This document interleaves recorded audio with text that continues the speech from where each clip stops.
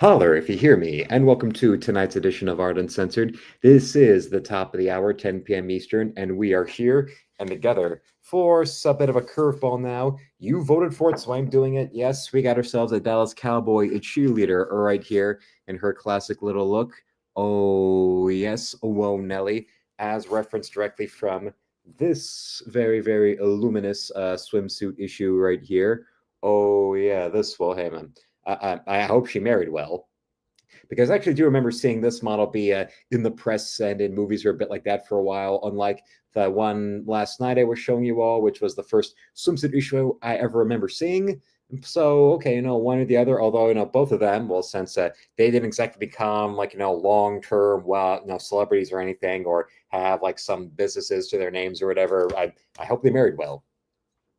At least with that, they married well. Like Kate Upton, yeah, as much as she was like overexposed for a while, but now she married herself a baseball Hall of Famer in the future. So why not? Why not right there? Oh yes, and hello to Weatherman in the chat right there, and we've also got Nick coming in. Hello to Nick and hello to Weatherman, because yes, Nick took an extra day off before his vacation starts, so we're going to be seeing that this and also tonight before the weekend.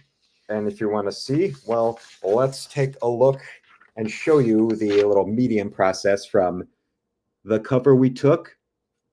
And then from there, we've got our little tracing right here that we did. And then from this tracing, that's sometimes I do accidentally go and show this, but then it'll be the back. Like the way that the tracing paper works, it can sometimes be difficult to see which side is the side that you traced on and which side is the back. And then I look into the camera and see, oh, wait, yeah, this one is easier to see. That's the one, that was the side I was tracing on. And this part of the cover, then with the Bristol board taped over it on the light pad, we traced it off with the non-photo reproducible pencil, then went in with the brushes and got our little lady right here. Oh, yes, oh, yes, oh, yes. As anybody who's ever seen them on the sidelines at an NFL game, or ever watched that little reality show of theirs, or even that Netflix docuseries that was about them, although, of course, well, let's just say most people prefer that reality show where you get to see them around and doing all the rehearsals in their little booty shorts and little sports bras. And I mean, I do respect them, if not as athletes, then at least for their endurance, for their pain threshold, because you see that famous bit of when they do their little chorus line and then they have to go and jump and drop into a full split while smiling. I don't even think Jean-Claude Van Damme would ever be able to drop into a full split like that while smiling. That's a little difficult. Like even when he's drunk and dancing in that bar in a Kickboxer, he's like drunk and he like slides into the split like that for a second, and then he starts fighting those guys. But he's not there with a whole line of people and then go boom. That whenever I see that either on that show, because it has a whole channel on Pluto TV, or if I happen to be watching the Cowboys, I don't really watch them like obsessively. The most consistently I'll see of them is if they play the Detroit Lions, or they usually have that Thanksgiving Day game with the Redskins. And that's one where that's like their tradition. They always got to play each other on Thanksgiving as the other big game, while the Lions is the main Thanksgiving Day game, but they always play a different team. It's never the same. But the other big game, it's always Redskins, Cowboys, again and again and again.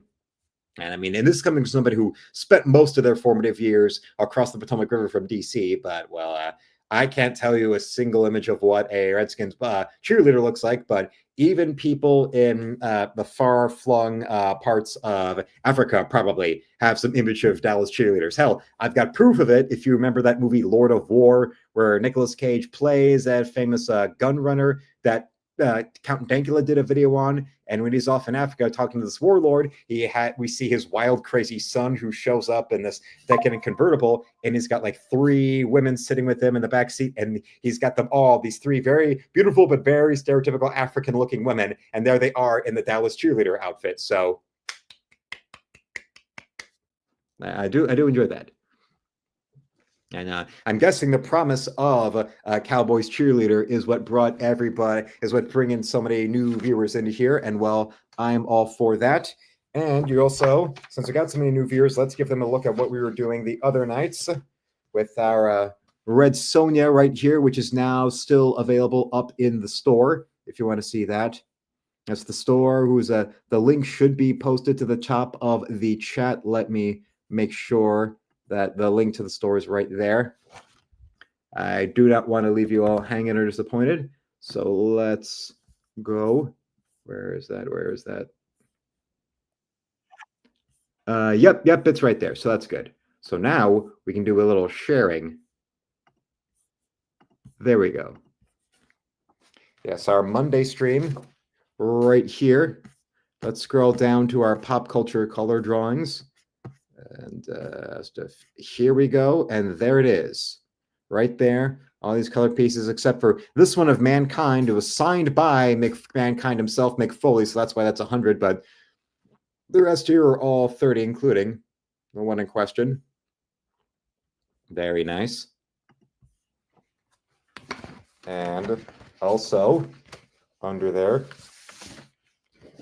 in the anime/manga color drawings, are little Chun-Li. Oh, there she is. Very, very, very fun. I would say so. And then beyond that, the one thing, though, is throughout the day, earlier in the day, I did go and photograph this to upload it, but last night's Ciri from The Witcher, this one I was not able to, for whatever reason. I do have previous artwork of Ciri that I went and put into my store archives, but it wouldn't attach itself into the store. That was weird. That was a glitch. So, but we still have Ciri right here. And well, a $35 donation into my store will get you this, since yes, donations are the very first thing you see. And 30 plus the $5 for shipping. That's why if you donate 35, artwork like this that is not available in the store will be shipped out to you immediately. And hello to Geronimo Jehoshaphat in the chat saying, loved Lord of War. Oh, yeah, that's one. I haven't seen that in a while, but I still remember it. And yes, well, there's a lot of people now, 34. My guess is, well, the promise of a Dallas cheerleader was a bigger surprise than I expected. So this is what we'll be doing tonight. You'll be seeing me color this one up. And with the new way of using photo reference and all that, now the brain power it takes to really go into drawing a piece where you're working completely to the paper from scratch. One of the benefits of working where you have photo reference, whether it's using pre-existing photos like this or ones you take yourself, or even a book like this, where you go through these and you have a succession of different poses from different angles of characters and certain wardrobe with certain expressions.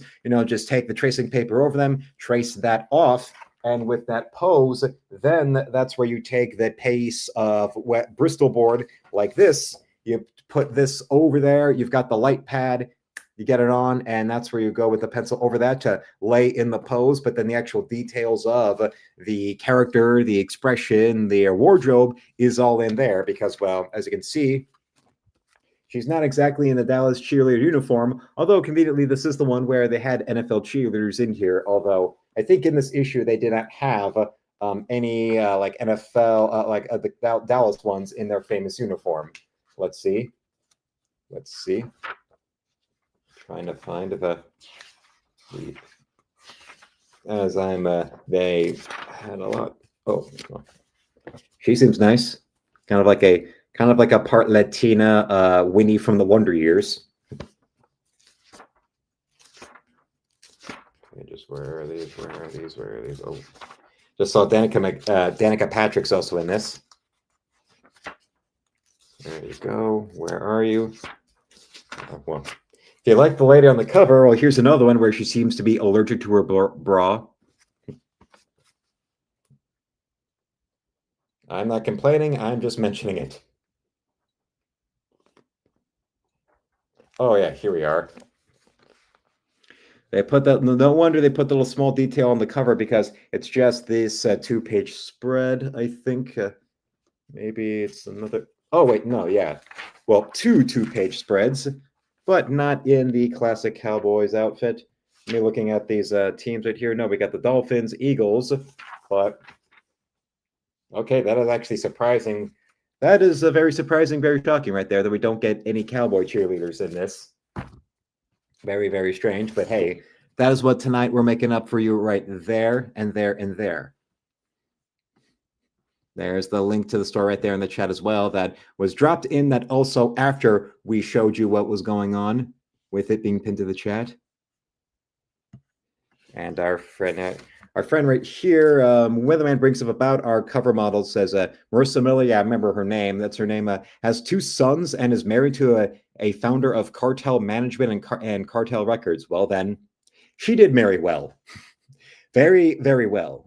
If you thought, like I mentioned, Kate Upton having married a baseball star, and then the lady that was the cover model after her also having married a baseball star, and Chrissy Teigen being a complete deranged joke, who instead of seeing people burning LA to the ground and saying that's wrong, she is going and demanding people continue to go to astroturfed rallies about how the Donald is evil and no kings. Oh, what a bunch of bullshit. Then again, this lady has an IQ that you can fill into a Listerine cup, so you shouldn't really be that surprised.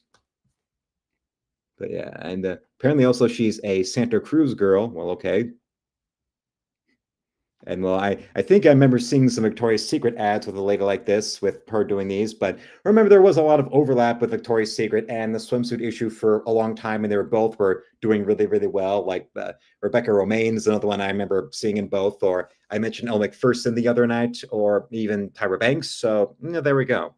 Now you see Sports Illustrated, it's either somebody who is way, way, way over middle age, but still attractive, or you've got all of those inclusivity check boxes going where they're out, as if, post replacing her body with 90% plastic, Megan Fox was weird. Then they put in Martha Stewart, and that's before you get to the vitiligo afflicted Muslim girls and the bikinis and the one-legged fat chick, or Lizzo, and on and on and on. So then you wonder why, once you get past, I think 2014 or so, I don't have those issues, or I just throw them out. There was one year where they at least got the slim, trim, sexy cheerleader that Bob Gronkowski married to be on the cover. But you pretty much stick to the cover, because then what you get on the inside, what you see is a Lotso Lizzo, as opposed to this lady right here, or even these ladies back here.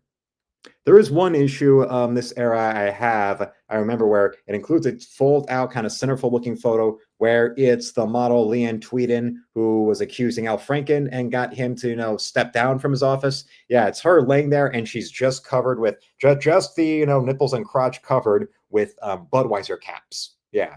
And there's another one that I also have where it's like several pages of Miller Lite ads where it's Sofia Vergara modeling, including one page that's like you fold out 4 different ways.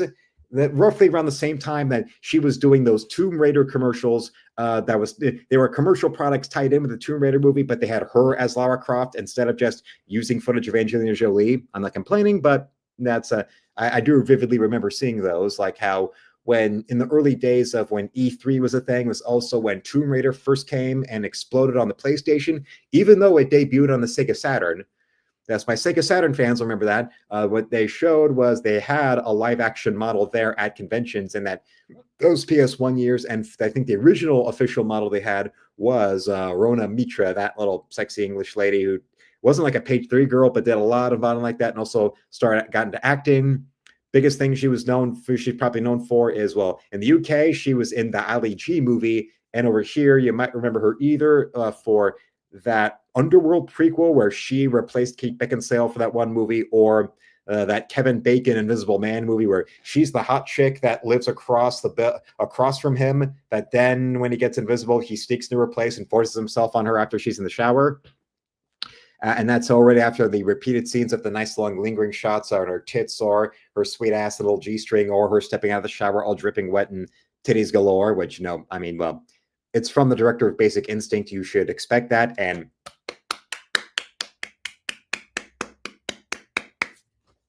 I'm all for it. I don't know about you. And Weatherman just gifted a channel membership. That is great, because tonight that's one of the 3 major ways to support the channel has been kept in tonight. Yes, the 3 major things you can do. You can gift memberships, or you can drop in super chats, or you can follow that link to the store, and that's where you can either buy my art or simply make a donation. So that is great. This has all been very fun.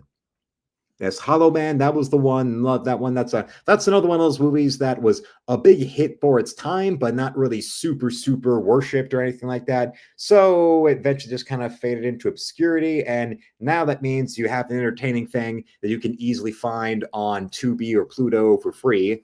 Like I did actually get into watching the Virtua Fighter anime on Tubi, like I said, and it is nowhere near as interesting or as exciting as I've seen.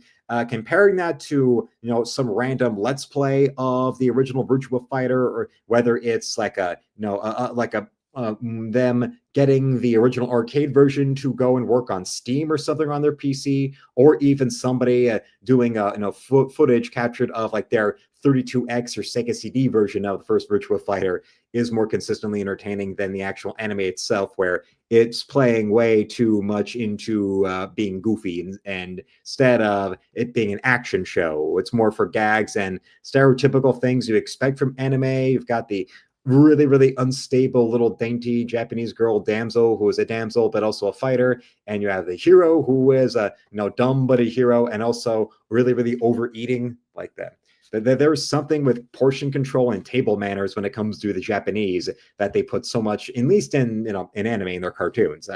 Like most famously Dragon Ball, the anime that really was the, at least the anime series that really broke into the West. So I mean, why it's sort of that there? Why not? I get that it's just there. Or even Oscar-winning anime like Spirited Away had that, with the main girl's parents eating all the food that doesn't belong to them, and it's all the magical people who see them eating what doesn't belong to them. They turn them into pigs. So now their daughter's got to work in a bathhouse to work off their debts so they can become human again. That sort of thing. Oh yes, and I do remember that. That was I didn't see the movie when it was out. We got the DVD of it later from Blockbuster, and yes, that was like that's the first thing you notice, and it's a little uh unsettling. Like the music is scarier than the movie itself. I'm not saying the movie's not scary. I mean, mostly based on Kevin Bacon's performance, because he can play, as much as people remember him as the good guy or as like the pretty boy and stuff in the 80s or 90s. That was when we saw, well, he can play a real good creep besides just looking a little creepy, depending on how you light his face. Is now Kevin Bacon probably being the best example of a guy who can be good looking and creepy at the same time. It's something to do with his smile and his cheekbones, where like how you light it, it contours his face so much that it makes him look like kind of Steve Buscemi if he did underwear modeling. And then pretty much after the 2000s, almost ever since then, it's like, as much as, like I said, Hollow Man is not a movie people really remember, it really turned him into like now the stock casting is to make him be a psycho or something like that. Except for, I keep hearing Mystic River, he was not a criminal or a maniac in that one, which seems to be the exception, because ever since then, it's always the Woodsman, or even that terrible MIB wannabe, that where he was the villain, R.I.P.D., which actually this lady was in. I remember my father took me to see R.I.P.D. in the theaters, because how shallow was he? Well, we saw the trailers in the theaters, and the gag with Ryan Reynolds and Jeff Bridges is that when they're amongst the living investigating people, they don't look like themselves. They have some other kind of form that the living sees them as. And well, Jeff Bridges, his human non-ectoplasm body, everybody thinks he looks like this, and Ryan Reynolds looks like an old Chinese man. Like I said, around that era of when you get the big Sports Illustrated cover model, and then they wind up overexposed them. They're appearing on talk shows, they're doing commercials, they try to cross over into movies, and with the exception of Rebecca Romaine, they always face planted that. Like the very short list of like big name models who tried to get into acting and had any real career to pass off from that was Rebecca Romaine. And well, it's not as it's a matter of, it's not how you start, it's how you finish, considering that her early movie roles were either her as herself in a photo shoot in The Spy Who Shagged Me, and the bearded lady in Dirty Work.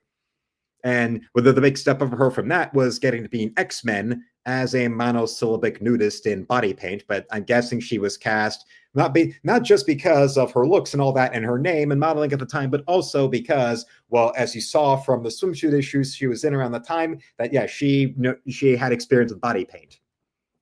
The extensiveness of the body paint, though, is a whole nother story entirely. Like, I did see that she tweeted a few years back some old Polaroids of her in going through the whole 8-hour hair and makeup process for X-Men, where first there's the process of there she is fully nude on the table and all of the latex appliances being put on her breasts and her butt and crotch and like her cheeks and forehead. And that's just the latex pieces, like the scaly parts of her body you see. Then there's the rest of her body parts having to then get sprayed down with the blue spray paint with the airbrushes, like what they do with the body paint brush bikini things that the swimsuit issue did for a while. And including one where she's there bent over and she's like she's looking over her shoulder at the women that are applying the body paint. And you could tell she's laughing as she's bent over like she's having a meeting with Harvey Weinstein, and they're spraying it all down. And then there's that short ginger wig they put on her. And if I remember right, besides the process of how long it took to do that, but also there was the matter of those latex appliances were so delicate that she couldn't do anything that would do any altering of her body chemistry at all. Like she couldn't use any kind of skin cream on her. I think also she had to go completely makeup free and not even drink any kind of wine. Yes, you put a runway model, swimsuit model in your movie, and then you have her, go completely away from any kind of skincare, any kind of makeup work to put her in the part. But I mean, it worked. And to the point where even a bread tuber like Lindsay Ellis, when she did her retrospective video on the whole history of Mystique, surprisingly praised Rebecca Romijn as Mystique over Jennifer Lawrence. And even said, yeah, Rebecca Romijn does not get the credit she deserves for being such a physical performer. She has little to no lines, but you'd certainly know her power and her motivation. And when she does speak, it does give you a strong sense of motivation, backstory, and determination. I don't remember the birthdays of my sister, my brothers, or my mother, but I still remember her one line in the first movie. People like you were the reason I was afraid to go to school as a child.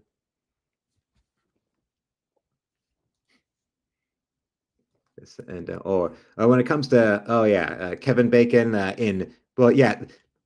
was Stir of Echoes. Yeah, Painted Black was in the trailers. That was another one I remember seeing the trailers for, and that looked really scary. And I didn't see it in the theater. My mom rented it later when it was available, and that had the bad luck of being released too close to The Sixth Sense for it not to be considered an imitator, or for people to just ignore that in favor of watching The Sixth Sense again. And that, which was really, really sad, because that probably has to be I would say it's the best acting I've seen Kevin Bacon do was in Stir of Echoes, where he's just a regular workaday guy who then, I think his sister in his movie gives him some hypnosis, and suddenly he gets some weird psychic revelations where now he's digging for a body that was buried in his own basement that he can't remember who, searching for a missing babysitter and all that. Or I think, it's his son's babysitter who went missing, and he winds up obsessing, trying to dig for where her body was buried. And him and his son both can see ghosts, and they see her guiding them to trying to find where her corpse is. So that's Stir of Echoes. That's another one where that, like Hollow Man, is one that you could very much go and easily find. And there was like Hollow Man, there was a straight to video sequel that came out not too long afterwards with another 90s, 80s kind of teen idol actor. There was a Hollow Man 2, which I think had Christian Slater, and Stir of Echoes 2 had Rob Lowe. I think that was straight to video.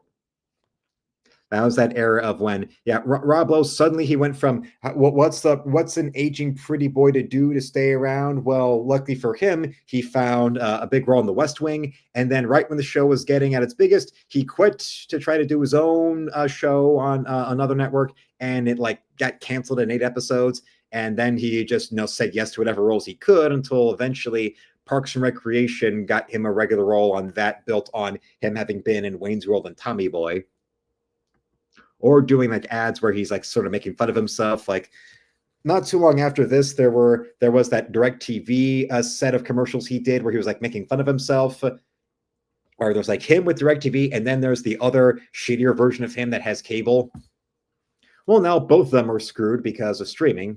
Who would want to pay for that when you can go and get yourself, you can go and get Pluto or Tubi, and you can watch all the Dallas Cowboys cheerleaders reality show you want with all those nice close-ups on their supple little asses.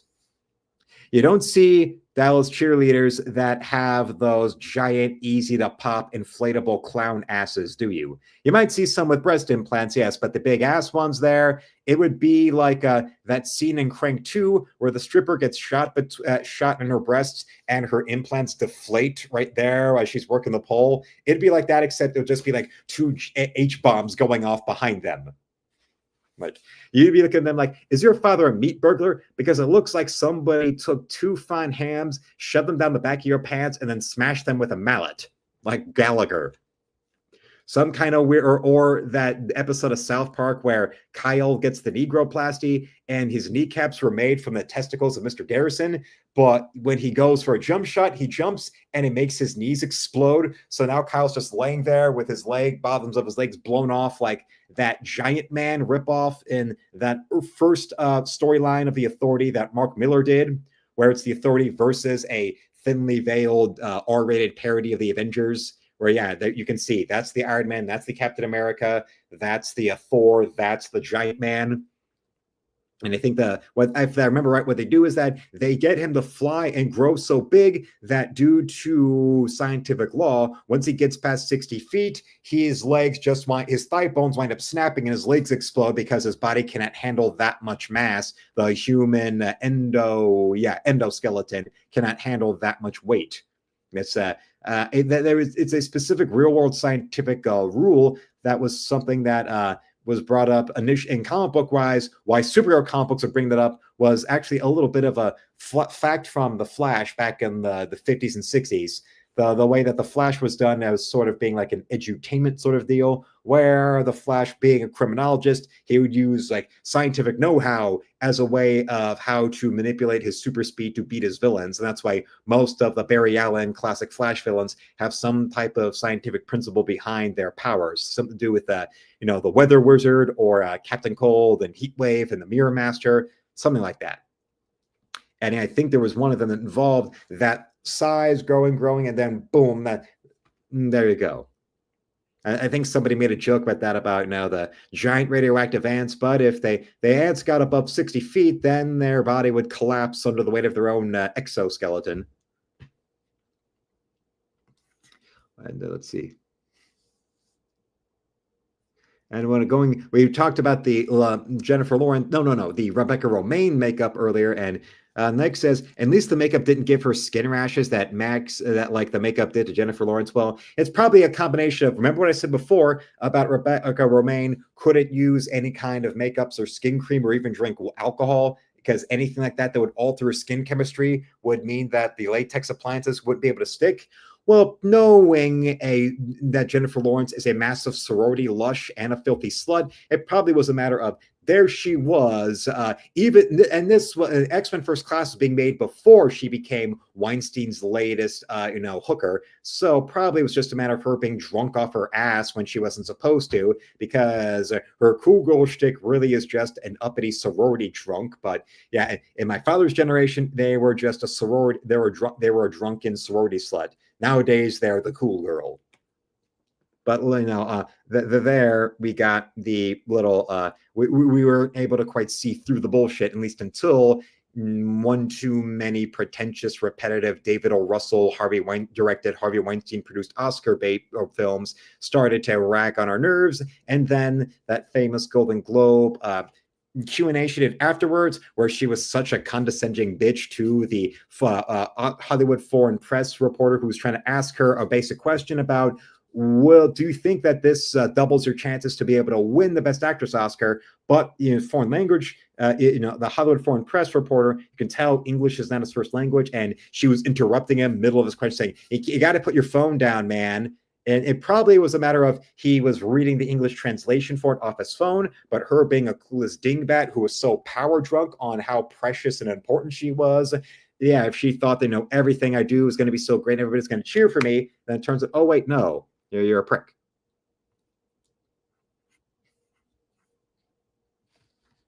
And but then probably later movies she learned her lesson, so that's why she wanted to do the blue makeup less, because blue makeup less meant she could drink more, and also it wouldn't alter her chemistry that much with being drowned in Harvey jizz.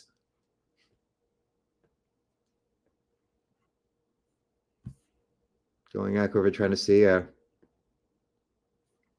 yeah, Geronimo says Ethan Hawke is slowly morphing into Peter Berg, who is slowly morphing into Kevin Bacon, while Kevin Bacon slowly morphs into Willem Dafoe. Wow.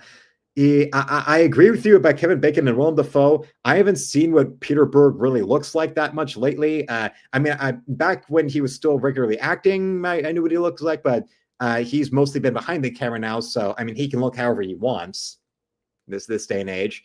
And yeah, and Ethan Hawke's another one I have not seen for a good long while. The most I thought of him recently was a interview he did where he was, I think it was like a talk show appearance where he talked about how he was offered the role in Independence Day that went to Will Smith, and the Welcome to Earth line of the script he thought was incredibly stupid, and he said no. He said he was reading the script when he was driving with friends, and then he read out this dialogue to his friends who all thought it was fucking retarded. So he thought, okay, yeah, I'm not doing this. But then the movie gets made, he then sees it in the theater, and then he talked about how much he regretted saying no when he saw Smith on screen and saw all the people reacting to his lines and his big moments, cheering Will Smith on. He's like, oh God, I fucked up.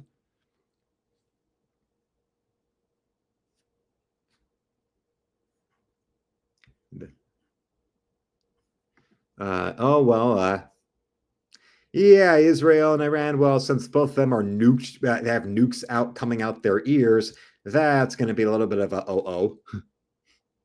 Yeah, Nick say, yeah, I saw that too. They both have a ton of those. And also when it comes to our friend Weatherman and his migraines, well, actually, Adronimo's asking him do you have allergies? Maybe that contributes to your migraines. And well, yeah, yes, I do. Geronimo asks if he eats local honey, that might help. And yes, they do set off my migraines, the allergies. I'm going to an allergist to get new medicine for them. Local honey didn't help. It reminds me of my sister last night recommended this farmer's market that happens in St. Clair Shores every second Thursday of the month, and it looked nice. It was right up there. You get the ducks all over the place, all these nice little pop-up vendors, and there was even one that was selling like local plants you could grow to grow your own vegetables, as well as they had like their own brands of like bottled honey and bottled maple syrup and canned like jarred pickles and even different kinds of fruit preserves. I picked out a can of strawberry preserves, and there was these girls there that clearly were there with like their father selling these. And one of them, I asked if they do this regularly. She said, "Oh no, I'm just like here up here from North Carolina. I'm just here to be with my friend." Like, oh, okay. And also a lot of different people saw me walking around with my helmet in hand and like, oh yeah, what kind of bike you got? And I mentioned what it was. They all seemed to be impressed with the brand name on the side of the bike is Trek. And the only the words I see are Marlin and the number 7. So now I know what to do to go and look up on Googling. But now at the time of the hour, let's get to the talent portion right now and get this all underway.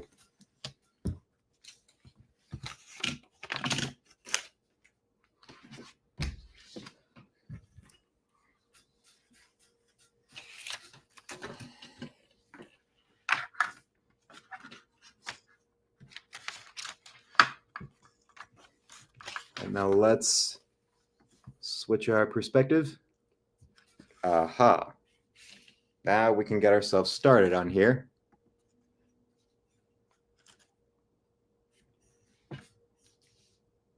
And that is just what we got.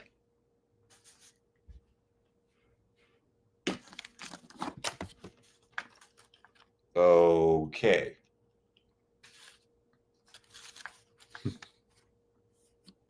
Oh, good Lord. The local honey didn't help, and not just that, but also Weatherman has new allergies, he thinks. So I'm getting tested for whatever it is. My God. And I thought me, getting rashes from using something like sunblock was bad, but hey, all I got to do is just get the aloe vera gel on my face and then, give it a week or so and I'll be calm. But now it's always a matter of when you look at the grass being greener on the other side. As I now see so I like using the non-photo blue pencil, but at the same time, when you see those blue lines like that on your piece, it can be a little frustrating when it can be a little more difficult to erase them. Luckily for the sleeves on the jacket right here, that's a lot easier to take care of.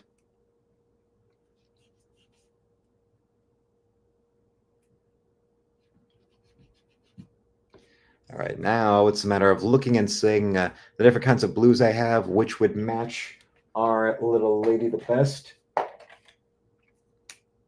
Let's see how ultramarine works. Whoa, actually, that does work perfect. Although knowing how very much they take their job seriously over there in every little detail, I wonder if ultramarine is the exact blue that the costume people over with the Cowboys actually use for their cheerleaders. I know. When it comes to watching that show, I'm not really paying attention to what they're saying. It's like with my female audience over here. They don't pay attention to what I'm saying. They just want to look at me. So we've got this. Ultramarine, actually, yeah, it does really look just like what you see with the particular blue that the Cowboys use for their world-famous logo. Maybe hologram Tom Landry will show up and endorse this. That would be nice. I remember first hearing the name, like probably most people that are not Cowboys fans first heard the name Tom Landry from King of the Hill. That was the school that Bobby went to on the show. And I remember watching King of the Hill regularly in its early seasons and watching it. I remember one episode was with I was watching with my father, and he saw the name. Was like, "Oh yeah, you know who that is?" Then he explained, "Oh yeah, the legendary Cowboys coach during all their Super Bowls. They either won or lost against the Steelers back in the 70s." And hello to RJ McCready in the chat. Nice to see him back. Yes, because tonight's been a whole lot of fun with a lot of new viewers with our friend right here. Maybe now I know why why it was overwhelming. I think like 92% of you out there said yes to me drawing a Cowboys cheerleader. And I'm all for it. And I'm better for it. Weatherman says, it says a light navy blue and white for the cheerleaders' costumes. Well, okay. This says ultramarine, and it pretty much looks 1-to-1 for me. But I am not a costumer, so I'll go by what they say. I'm going by what the palette is that I've got with my marker set right here.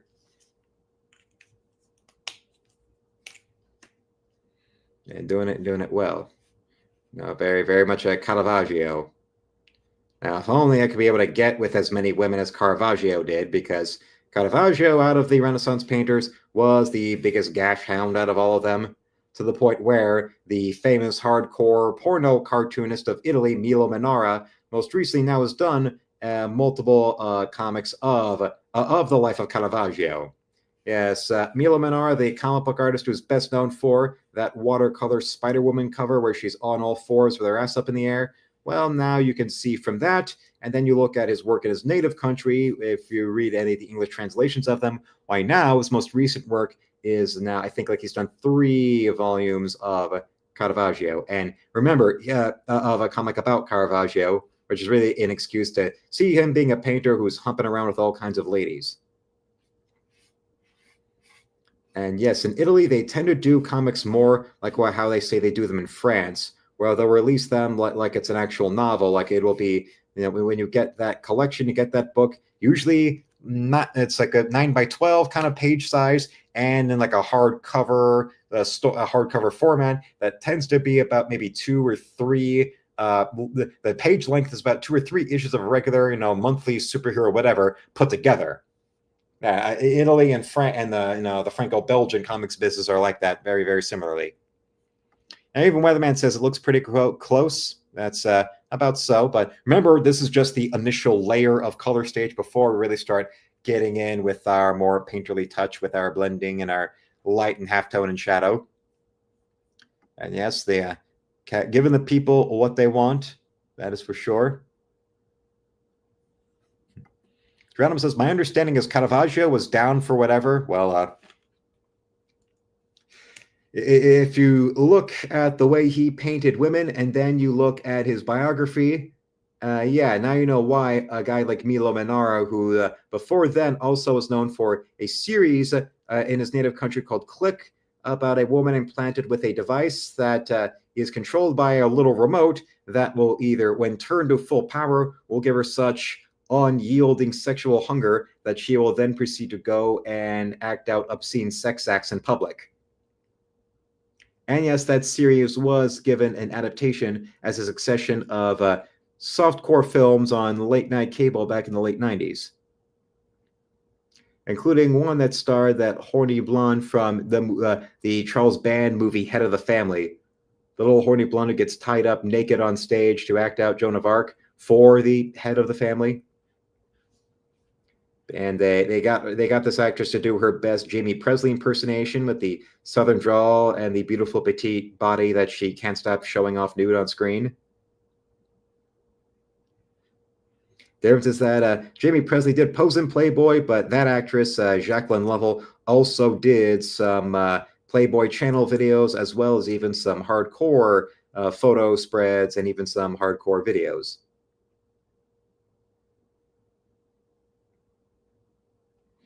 So if anything, being in stuff like Head of the Family or another Charles Band film where she holds a guy at gunpoint in the middle of the woods during the winter and she's topless with a gorilla mask on, yeah, very interesting.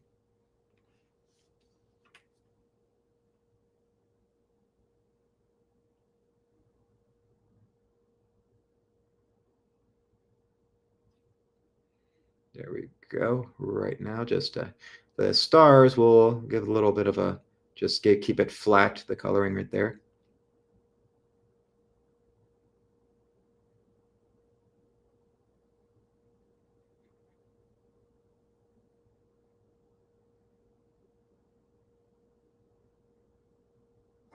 Now, here we go. Right over here. Yeah, although other things I did notice about that reality show about the cheerleaders is that I said before about them being world famous. Well, you'll see ladies that'll come all the way from like Australia and Germany to try out to be a cheerleader for the Cowboys. Yeah, that's how big they've become. Ouch, that is amazing. That's something to stand in awe of. Weatherman says there are 100 Dallas cheerleaders, but only 36 are full-time employees of the team. Okay.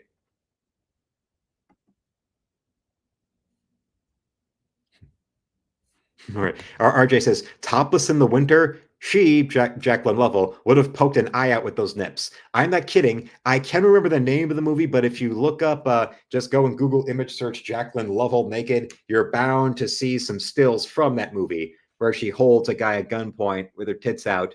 She's wearing a gorilla mask and like panties, and that's it. It is amazing. It is astounding.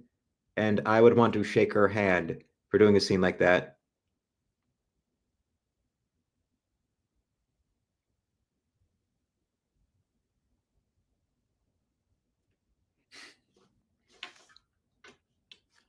Yes, and yes, Jamie Presley. They needed to make softcore Skidamac flicks in the early 2000s together. Well, Jamie Presley had her own nice little fair share. If you remember that one Poison Ivy sequel and and a few others, and actually, if anything, look back at those. Her having a Golden Globe and Emmy winning career as a comedy actress is all the more special. The fact that mainstream Hollywood wound up accepting her, considering that early in her career, besides doing stuff like that, being in Playboy, also her doing comedy roles like that when she was a hot little blonde who kept on shaking her ass for the camera. But you add on to all that, in that era of her Skinamax stuff, she was doing the sex scenes with Black and Hispanic men.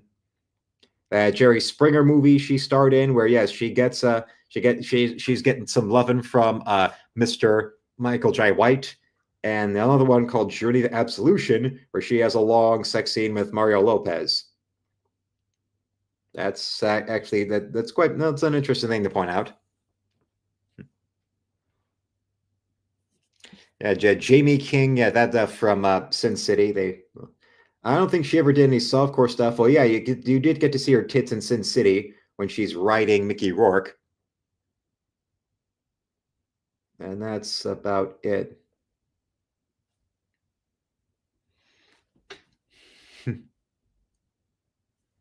Let's see. Weatherman says the 36 cheerleaders get paid $75,000 a year, and all photo shoots have to go through the team. Well, I mean, they are out there representing, their team, their brand. I mean, brand association. They would want to go, and it's understandable.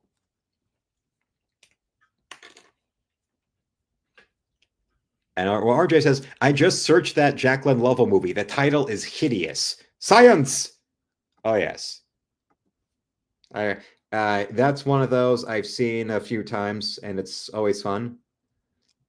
Like Head of the Family, that's another one she was in. That was a Charles Band production where you see her naked, and it's always fun. She has like several scenes where her and her character are all supposed to be involved are revolving around some type of like scam involving her husband's lawyer. And there's multiple scenes of her scamming and plotting where she's having wild sex with a guy either in like a diner bathroom or in the back of a car.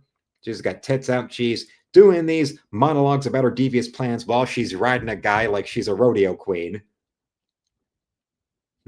And then afterwards, she gets abducted, and you get a creepy monster like licking her tits as she is there tied up to a stake naked. Even her little trim, little landing strip bush is visible.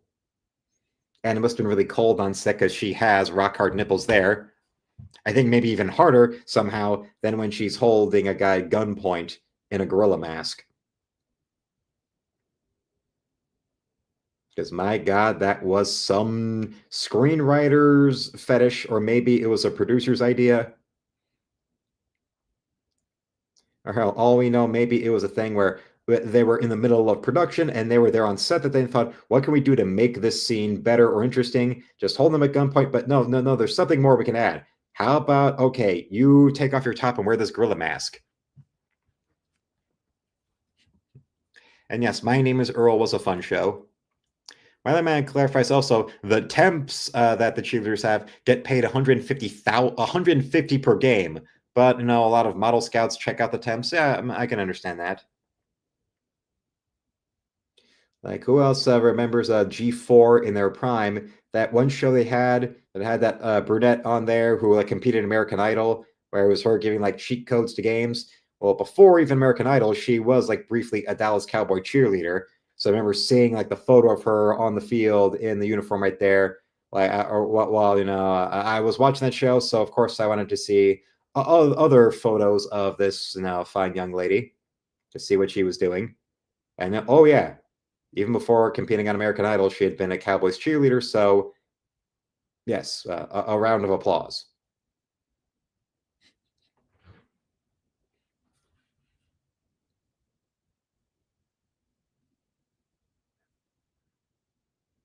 Let's trying to do the mix with the different colors here. What beautiful colors. Have you seen so many beautiful colors? Daddy, look at all the pretty candy.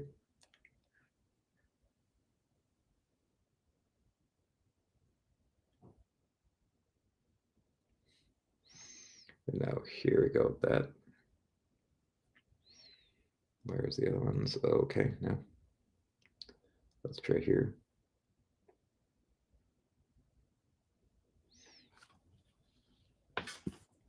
And now let's go up here as well.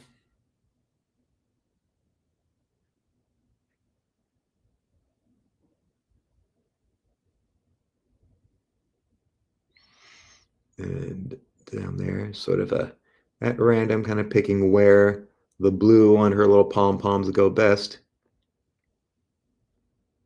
Because as I mentioned last night, yeah, the cheaters like this, well, they're naughty girls.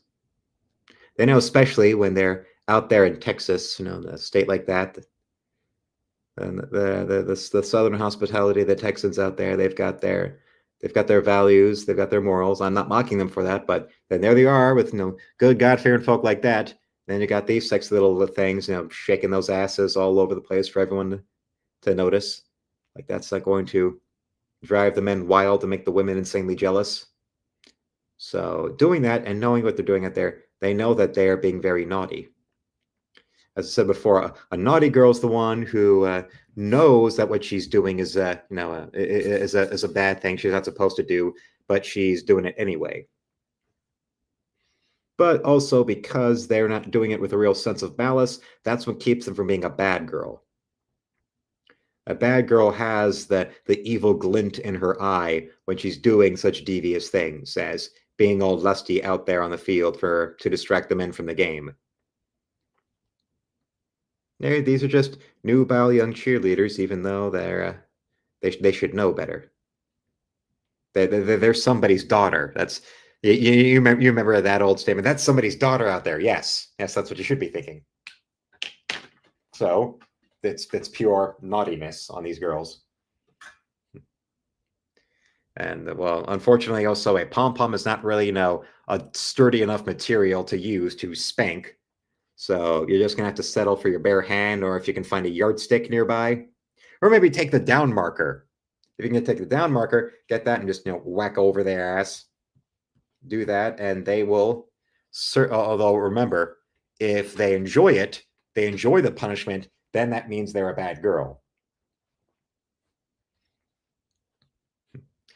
A bad girl enjoys the punishment. A naughty girl doesn't necessarily enjoy the punishment, but definitely does know that, yeah, they deserve it. And a good girl will flat out cry and fear and will learn her lesson when you do punish her that way. And also, naughty girl might, just a little bit, like the punishment. A bad girl's full on like, yeah. The bad girl, when you're spanking her, is going to be like, eventually when you're done with it, you'll be like, why are you stopping? That's what she'll say.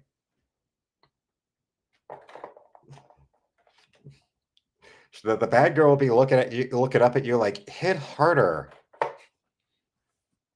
And yes, Weatherman does have a good point. Every mother I know is someone's daughter. So what? That's the ultimate comeback to those women who pretend to be offended by swimsuit models or cheerleaders or sexy women in movies.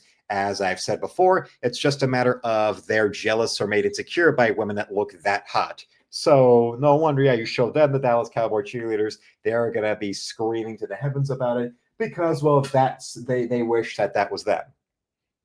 And that would be an interesting kind of reversal of the usual life lesson type of thing you get, where it's always some it's never the miserable, neurotic type, feminist type, waking up in the body of a world famous model or actress or whatever, and getting to see, a day through their shoes and saying, oh no, they're not some evil cartoon slut bitch whore.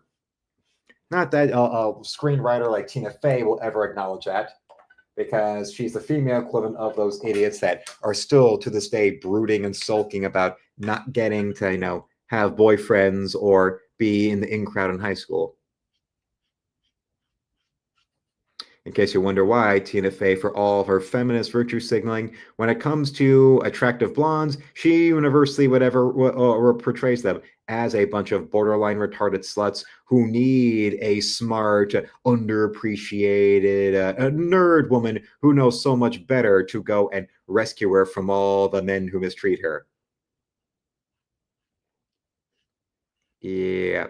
And at the very same time, gave herself away of damn well knowing about Harvey Weinstein and not saying anything out in public other than a throwaway joke on an episode of her unwatchable, overrated NBC sitcom, where the dumb blonde slut number one of that show, played by the far funnier than her she ever was, Jane Krakowski, says, "Oh, I'm not intimidated by Hollywood men. I turned down intercourse with Harvey Weinstein 3 times out of 5." Almost as if everybody knew. And also everybody knew that most of the time there, the women were willing. And also that willingly sleeping with a guy like that and not getting the Oscar win or the Scorsese role you were promised is not you being a victim. It's you having made terrible decisions with your life and putting your career over your self-respect.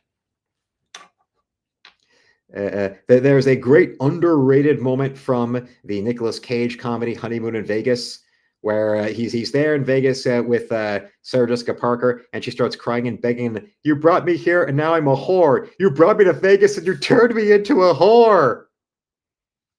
Something like that. That's what the and pretty much any actress could ever say to their agent. And if you think Me Too bullshit and a bunch of femme scolding after 2016 in movies with actresses on stage is going to change any of that, it never will. It will not at all. You can go and believe that. All you're going to do is, when it comes to somebody who is smart enough, an actress who's smart enough to succeed with actually, giving real paying movie-going audiences what they want to see with their sex appeal, and not going and being in denial about it, or going after roles to compensate for a bunch of cat ladies slut-shaming her on social media, like, say, Sydney Sweeney, who didn't go the Margot Robbie route. Margot Robbie literally spread her legs for stardom, but then she gets a couple of cross words from some Lena Dunham types because of her ass looking nice in Hot Pants and Suicide Squad, and immediately goes and has to do, every third movie of hers has to be some miserable, make myself look like and be ugly and be a victim of men Oscar bait roles that never actually net her the Oscar she would want, because remember, she's an actress who owes her career to literally spreading her legs, and her only watchable movies are the ones where she's there shaking her ass in skimpy outfits while real actors do all the heavy lifting for her acting-wise. And she's still in denial about that. And then the opposite end, you have Sydney Sweeney. Sydney Sweeney, who, well, she's got the classical Hollywood hot blonde, big-tittied look, and she shows up dealing with the press and with her social media posts and with what it is that men like to see her do, and women are jealous of her doing, with a nice big smile on her face, as opposed to doing everything she can to absolutely positively resenting it, to the point where she can go out of her way to go and do roles that are uglying herself up. And is that doing anything to interfere at all with her momentum, with her as a leading lady? No. Between stuff she's done, like I mentioned that crap movie she did that she was a producer on called Immaculate, where she's a nun and they do everything they can to bind her breasts and they take away her makeup, or similar role like that where she's a journalist and it's all about Russia collusion. And yeah, those came and went, and well, who cares, because we're too busy enjoying seeing her sexy Instagram posts, or her in a movie that actually does make money, where it's her in bikinis or in sexy, low-cut, silky little dresses with her nipples shooting out in a romantic comedy. To the point where I've yet to hear anything really negative from any circle out there at all about her now having done the movie where she's supposed to be playing Christy Martin, the female boxer. Yes, the big female boxing champion. And what the strangest thing is that the name of the movie, I haven't seen anything about what the title is, but now there was a bit there where she was talking about the real intense strength training she went to do the movie, and now on top of that, her either on set or elsewhere, there she is posing with Christy Martin or posing elsewhere. Now, her most recent Instagram post, besides this Apple TV Plus movie she's doing with Oscar winner Julianne Moore, she now also is at, I believe it's like a museum for boxing, and she's posing alongside the real Christy Martin as part of promoting the film, which I'm guessing now must be in the middle of post-production or editing, so they must now be having it on the film festival circuit before it gets a theatrical release. Yeah. And the difference between an actress gaining weight because they're getting weight for a role because, they want to make themselves overweight because they've bought into all of that male gaze bad bullshit, and those who are putting on weight for a role because it's actual muscle. She's putting on weight for this role in the way that, let's say, any one of those male actors at Marvel puts on, 20 pounds of muscle with 2-a-days in the gym and HGH cycles at the yin yang and, 5 meals a day of heavy ass protein. And they wind up looking like, Hugh Jackman as Wolverine in any of those roles except for the first one. Or as Weatherman goes more specific about it, Yeah, she put on Sydney Sweeney put on 25 pounds of muscle, and has this done anything to interfere at all? Is she doing it to deny and or subvert her sex appeal, like say a dumbass like Margot Robbie, who keeps on doing everything she can to overemphasize roles she wants, where it's her as a victim in that Roger Ailes movie, the movie Bombshell that nobody remembers, that was so damn truthful about the horrifying abuse of women under Roger Ailes at Fox News, that the protagonist is a completely fictional character. Or her playing Tanya Harding in a time when, for about a year or so, it seemed that the press was really trying to make us all revise Tanya Harding as some misunderstood, oh, she was just challenging the patriarchy. And it turns out, no, we didn't buy it. We didn't see the movie. It didn't win any of the Oscars it was nominated for. And actual Olympic hero who actually, rightfully and respectfully represented the U.S. in figure skating, Johnny Weir, even on TMZ, they caught him about this and asked him about this, and he said that no, she doesn't deserve any redemption. She humiliated her country as well as her sport, and there's nothing she could do to get us to forgive her. Johnny Weir, the man who has the personality and the fashion sense of Pee Wee Herman on ecstasy at Burning Man, but besides being an exceptional athlete in his chosen field, he's also a good judge of character. All right. Yes. So, calling a spade, calling a whore, all right? I mean, in general in Hollywood, especially with women, there's a reason why Showgirls should be recategorized as a documentary, because what Gina Gershon said basically is the lifestyle that Scarlett Johansson has been living by as a power drunk, casting couch prostitute leading lady like she was, where I can easily imagine her out there at the Promenade in Caesar's Palace in Vegas having dinner with Brie Larson. And while Brie Larson's in denial about being a whore, Scarlett Johansson will go up there with a crystal and monotone. You are a whore, darling. We are all whores. We take the cash, we cash the check, and show them what they want to see. Yes, so the weatherman brings up the Scarlett Johansson route behind closed doors. Spend a lot of time on your knees or back, then look sexy in front of the camera. Yes, as I mentioned before, going back to Margot Robbie, yeah, we're supposed to take you seriously as this wise, intelligent actress when you're so stupid you don't realize that in Hollywood you're not so. Yes, you spread your legs to the right man for stardom, but you don't literally do it in the movie. Okay, going back to Jennifer Lawrence, hey, there she was doing something like Silver Linings Playbook and shit like that to get, on Harvey's side. And even then, Silver Linings Playbook was a role where you can see interviews with her promoting the movie as it was coming out and saying that she initially thought and was thinking that she was too young for the role, but then flew out to New York to meet with Harvey. And that was when he was able to, quote unquote, convince her of this. And let's also not forget about the quote that was then brought up in, I believe, a Deadline article, Jennifer Lawrence saying, as the movie was coming out, I do not know why so many people have such a bad image of Harvey Weinstein. He's such a big, cuddly teddy bear. Yeah, a teddy bear that will force himself on you, whether you like it or not. So, yeah, we can trust her judge a character now, can't we? Definitely, for sure. She's just the right kind of woman, the right kind of role model. That all that of when her stardom was at its most manufactured with the boring as hell Hunger Games movies and one repetitive bit of Oscar bait at non-acting after another, and the TMZ pushing constantly. Oh, she's so luminous, so special and important. Even with a couple of the people there on the set of TMZ, were able to notice the bullshit. The bit of her tripping and falling when she was going up the stage to get her Oscar, and then another public event. I think it was like some red carpet premiere, and then at the Oscars again, and then another again. Eventually, it got to the point of people going, "Oh, she does this every time," to the point where you're actually getting people to think on the level of Jared Leto. I think it was Jared Leto who, at some event or some premiere, publicly tweeted out, "I wonder if now this is starting to be a rehearsed thing." When a douchebag like Jared Leto is calling out someone else for something that's blatantly rehearsed and staged for attention, and people are agreeing with him, you really, really are now wearing thin your ability to get people to buy your bullshit. And that's a very, very special kind of thing right there.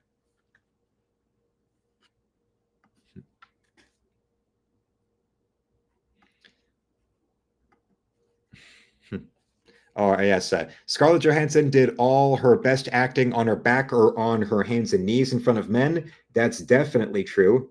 But now, between her getting on the bad side of Disney with that court case, let alone the fact that the MCU was artificially extending her stardom long past the time would have naturally worn out, like that movie The Substance, that now that the Marvel contract is dead, it's pretty much made her now go from being Margaret Qualley in the second act of that movie to Demi Moore in the third act of that movie. And it's just a completely falling apart old hag.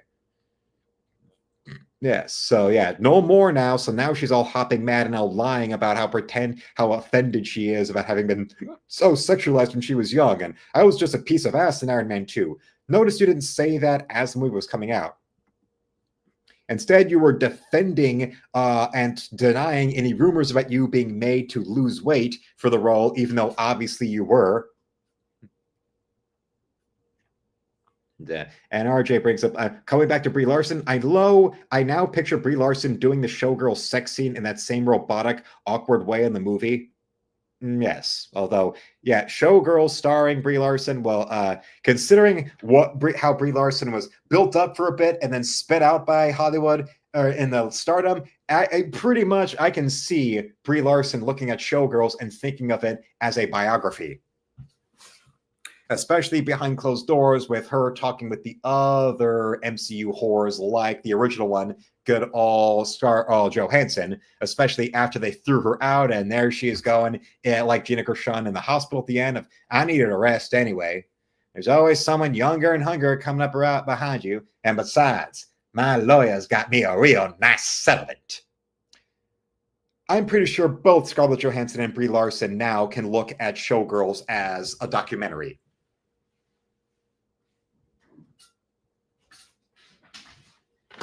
And considering how much that behind the scenes, Johansson being a bigger skank than Christina Aguilera ever was, she probably even would go and say a little goodbye to Brie right down to the point of their little lesbo makeout in the hospital bed. I can easily see that.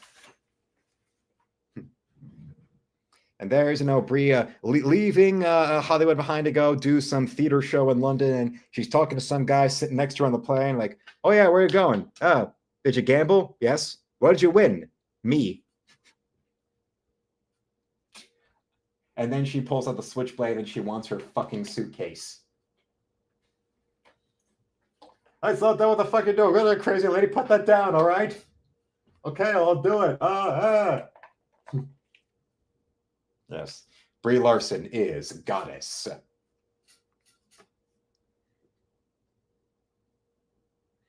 And now, the Stardust proudly presents Miss Brie Larson. Although, to be fair, Brie Larson does have nicer tits than Elizabeth Berkley. And then now it seems like the redemption arc she's going through and the penance for all of her 2019 bullshit. I mean, let's see. But and also before all that, those naked photos that got hacked. I mean, you could, there are a couple of things we could compliment her on. I mean, she's got nice tits. I did see Kong Skull Island that she was in before Captain Marvel came out, and well, yeah, I know, but it showed me, yeah, in a good push-up bra, she's got a good rack of lamb. Which also we got a reminder of, after Captain Marvel came out, and then there she is guest hosting the Tonight Show in that little silk low-cut film noir femme fatale dress with the titties exploding out of it. And then around that same time, there she is, Instagram posting her in her little Britney Spears Baby One More Time cosplay. Remember what I was saying earlier about naughty girls and bad girls? There as well. She is definitely a bad girl. Most definitely a bad girl. Although clearly her daddy didn't punish her enough for being naughty. Then again, most bad girls wind up like that, where they were not, I repeat, not punished hard enough. And it's one direction or the other. It's either the daddy that wasn't there, or it was the daddy that just let them do whatever. And unconsciously, she was acting out that way because she wanted to see how much she could get away with.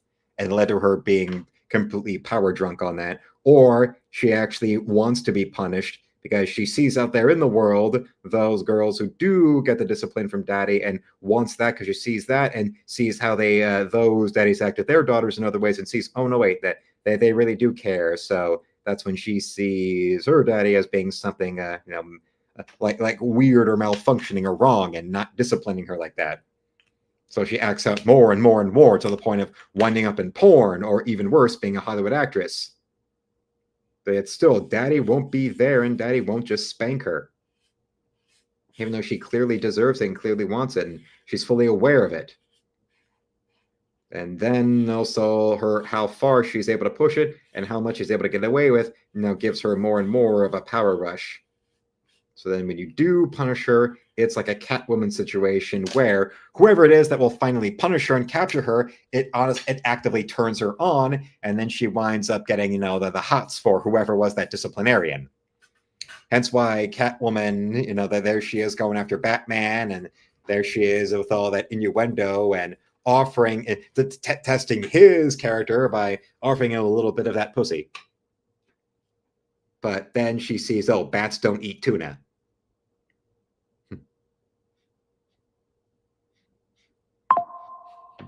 But you all already knew that. But it's fun to remind you in a nice, creative way. And I don't know who it was out there behind the scenes that got Brie Larson to heal, and that was finally the daddy that punished her for being such a bad girl. And now she admits to it all, and as I've said earlier, complaining about how she doesn't need a 40-year-old white dude to talk about her movie Wrinkle in Time. Well, I'm guessing maybe somebody took her aside to remind her that she owes her entire career to 40-year-old white dudes, so you might want to shut your mouth about that, and I don't know, maybe put on this Baby One More Time music video, schoolgirl getup, and actually start to smile again out in public. And a bit of a slap. Like, if you remember, with all of the backlash towards her attitude up to the release of Captain Marvel, which 90% of the anti-woke pop culture YouTubers built their career on, there was like the big epoch being the explosion of all of them lashing out at The Last Jedi. But then, besides that, the next big one was it really crystallized with all of them on the back of bashing Captain Marvel, including things like a video. Somebody took a trailer, one of the trailers for Captain Marvel, and they photoshopped it so that all the close-ups of her, they digitally altered it to make it look like she was smiling. Yeah, so now that you'd be prettier if you smiled more. Well, that little thing that women treat is on the same level as a woman who gets stoned to death for reading in a Middle Eastern country. Well, after Captain Marvel came out, if it was such a great movie and people loved it so much, billion-dollar box office and all that, then why is it then after that there she is laughing and smiling every other second, guest hosting Jimmy Kimmel Live in that little low-cut dress, and also her little slutty Halloween getup that she was posting all over Instagram, and letting us enjoy those leaked nude photos from a few years before, where she's got that nice little titty hanging out of her little robe right there. Just I don't wanna. I mean, and I guess back then, if you were going to talk her up, shut her up in an elevator or whatever, she'd be like, oh yeah, everybody's been real nice. Well, it's because you have nice jugs. I mean, your boobs are great. I mean, I want to squeeze them. Oh, mama. Well, maybe that's what led to her being such a bitch for a while. She saw, Jim Carrey and Liar like that. She punched him in the eye, and that's what led to her going nutty for a bit. And that's where we get the 40-year-old white dude comments and that Wired interview she did where she's answering the most Googled questions and sounds like such a smug bitch the whole time. I mean, one way or another, there is a good, hate fuck quality to Brie Larson. I'll say that. Even at her worst, there was a bit of a, I hate you more. What do you think you're doing? Oh God, yeah, don't stop. Shut up. You shut up and do it faster. No, you shut up and do it faster. Oh God, I wish I never met you. Oh, you make me sick. Oh, you turn my stomach. Oh God, that's good. Right there. Oh yeah, to the left. Oh, wow, that was amazing. Yeah, that was great. Do you think sometimes it's better if it's with someone you're attracted to that you don't like? Yeah. Oh, for sure. I've proposed for a while now that Jeremy Griggs from Geeks and Gamers, he should just, track her down and offer up a good hate fuck, and it'd probably be the best sex either one of them would ever have. And would demonstrate the downright spiritual quality of a great hate fuck. As I proposed, what better way of loving your enemies than giving them multiples and leaving them there begging for you to stick around, and then they're banging on your front door at 3 a.m, demanding you do that thing with your tongue up their tongue on their clit for the 7th time. Banging on the door, they're waking up the neighbors. Then they get so pissed off and crazy, they get naked and cover themselves in prop blood and go running around your front lawn screaming like they're Isabella Rossellini in Blue Velvet.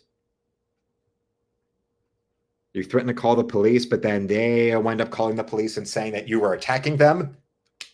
And then they go through the full exam and see, oh no, you never attacked them. They're just fucking wacky.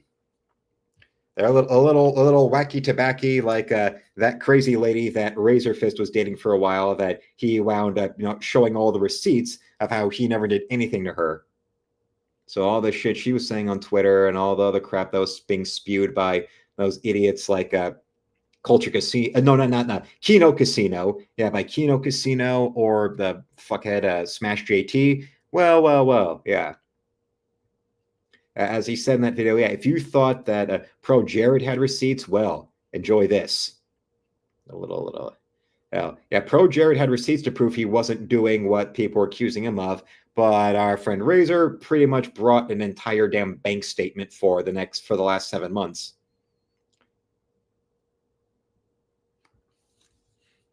Yeah. Oh, hi, Mark. Yes. Hi, Mark. Yeah, Kino Casino, Kino with an I. Mark says, I think Ryan is a more likely candidate for a love-hate with Brie. I hear Jeremy doesn't like girls. Well, there's that. There's always those rumors out there that Jeremy. When you look at Ryan Kennel, I think of it would not surprise me. And if I'm not the only one out there who listens to him and thinks that he's some kind of performance piece that was meant to be making fun of the stereotypical angry woman-hating basement dweller type of troll man online, but it wound up accidentally being celebrated and the people that he was making fun of wound up cheering him on. So now he's stuck in doing this lucrative YouTube career where the people he was making fun of were not able to understand the satire, but he's just going to go along with it because, hey, it beats being a janitor or something. It's either this or being the real life version of Scruffy from Futurama. That beside that, if there was a YouTube career, the best that he would have had as a lot in life would have been the real life Scruffy. Who are you? I'm Scruffy, the janitor. This stupid fucking bitch Rachel Zegler keeps yelling out weird. So Ryan Kennel's the real life Ron Swanson, something like that. Although I don't know how good Ryan Kennel is with power tools. Because Ron Swanson, he's good. He likes home DIY projects. He likes red meat, and he doesn't like strip clubs, but he'll never say no to a buffet, a free buffet. So there he is at the strip club enjoying the buffet food. Reminds me of a joke that Chris Rock said once about, guys who are addicted to strip clubs, they're addicted like heroin. And one of the signs was, the guys who go to the strip club in the daytime, and the other one was they eat at the buffet. He said, are you that hungry? Rwandan refugees wouldn't eat that shit. Show some respect, man. Titties and tater tots don't mix.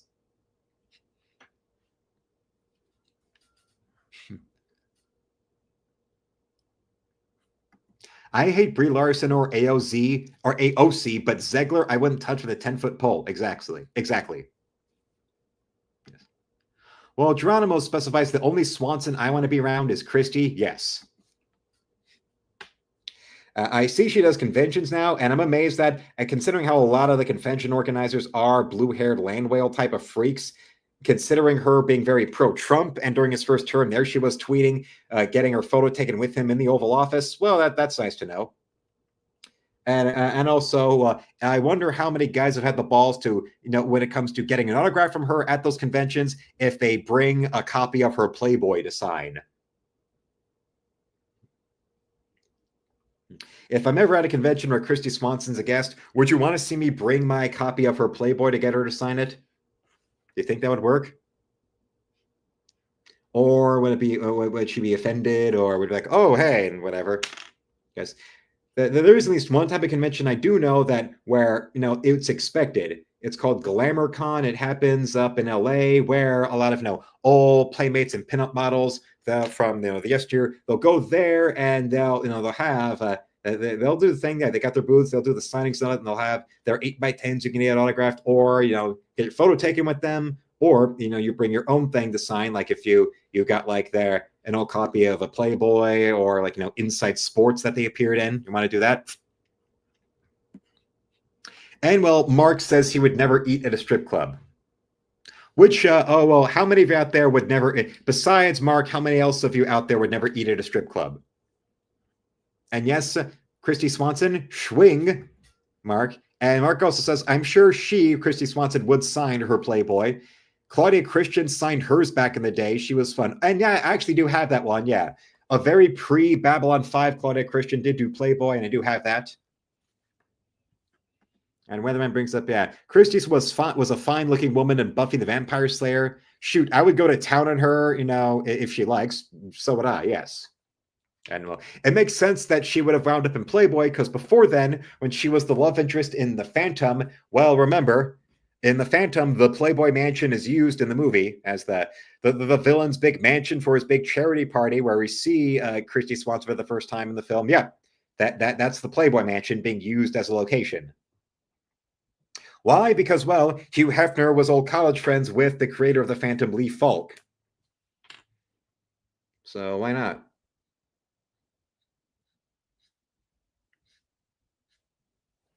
I believe they both wrote for their college paper, if I'm remembering right.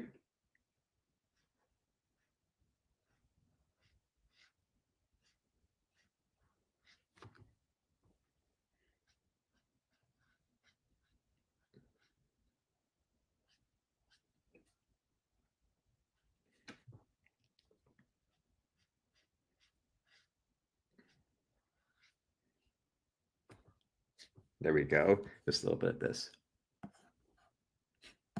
All right, Geronimo brings up, she looked scrumptious in The Chase. Well, I wouldn't use the word scrumptious, but yes, that was very nice.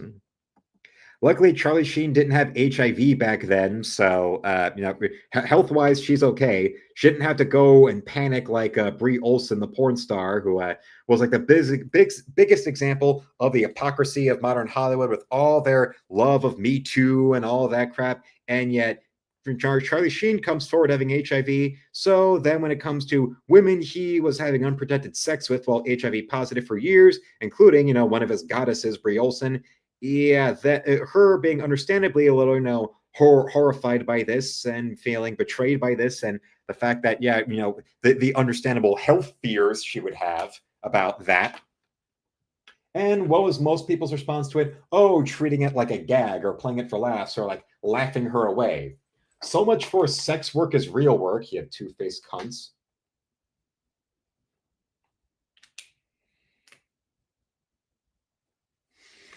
Yep. People who don't ever practice what they preach. Oh yeah, Hollywood, for sure.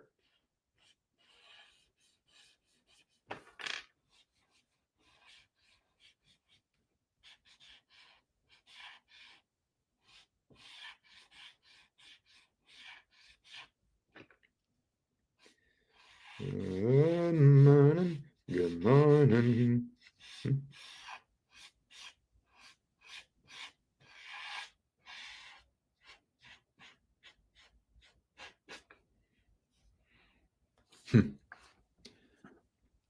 Now, the Tiger blog. I already know him doing an 8-ball of crack.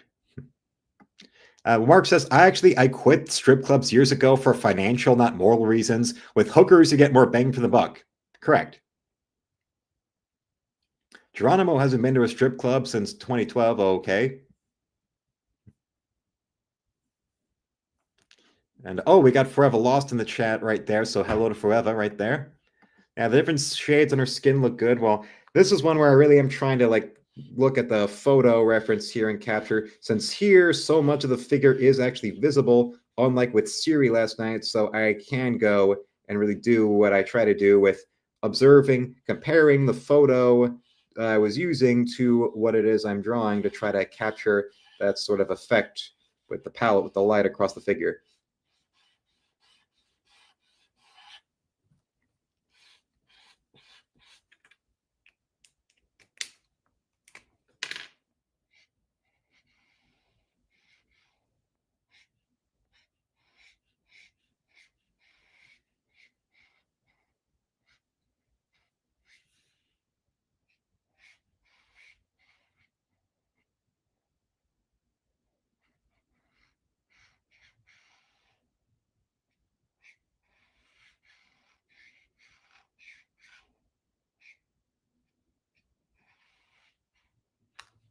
All right.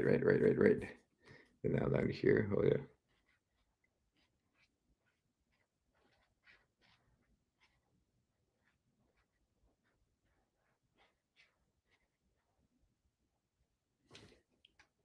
Up to say good night. Oh, there we go.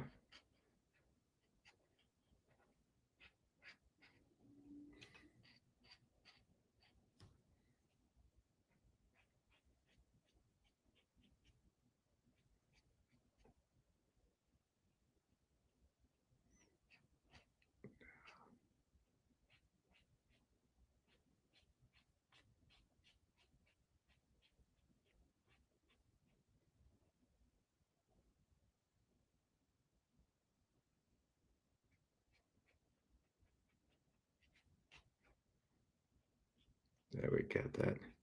Yes, almost like a watercolor quality to this.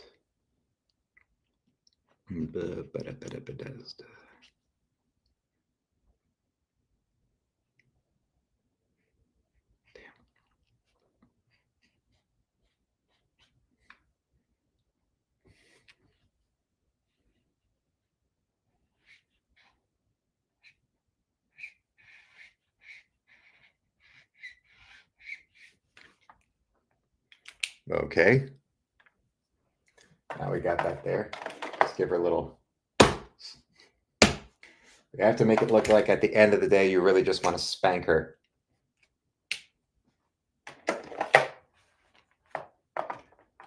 Well, some women don't like that. I treated her like a queen. Well, some don't like that. Sometimes women just want you to pull their hair. Pull their hair, spank them. Make them confess to being a bad girl.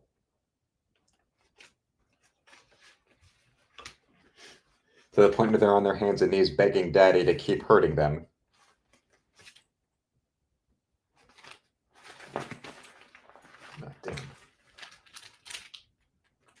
One of these has a cap missing.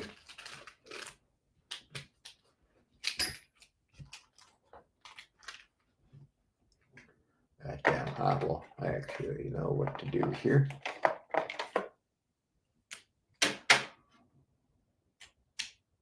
There we go. Still now just trying to find that right color to fit. Where are you gonna go? What you doing here? Come on, come on, come on.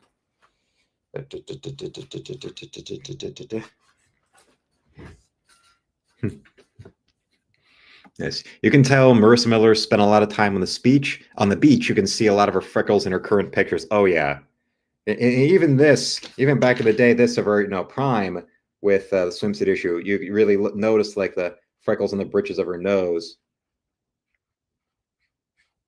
At that time in the sun and her not being, the most swarthy type of lady, not having the like caramel kind of complexion. So yeah, things like that show up more easily.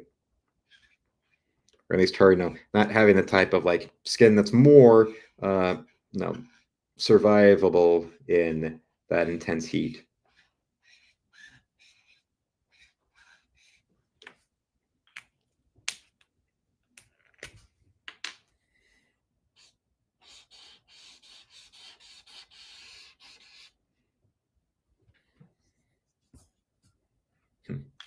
Yes, it's an occupational hazard for sure.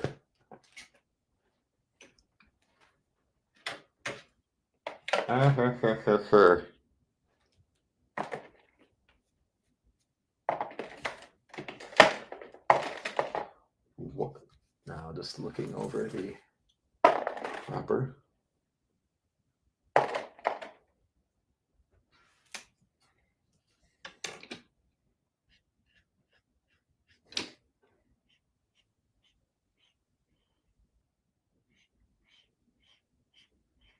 Here, over here, oh, yeah. Giving a little.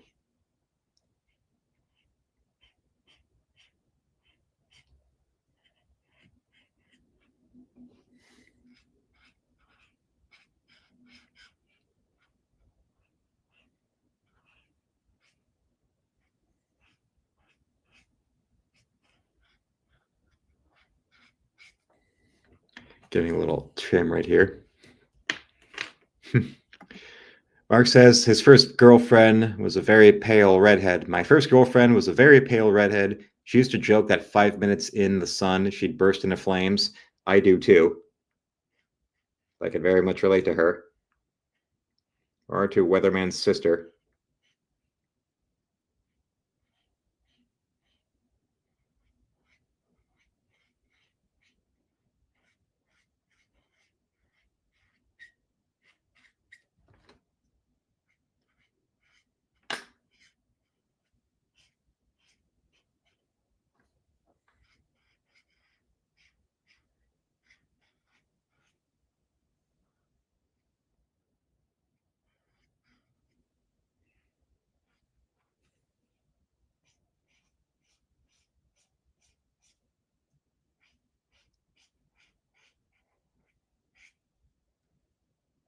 Now that makes it right.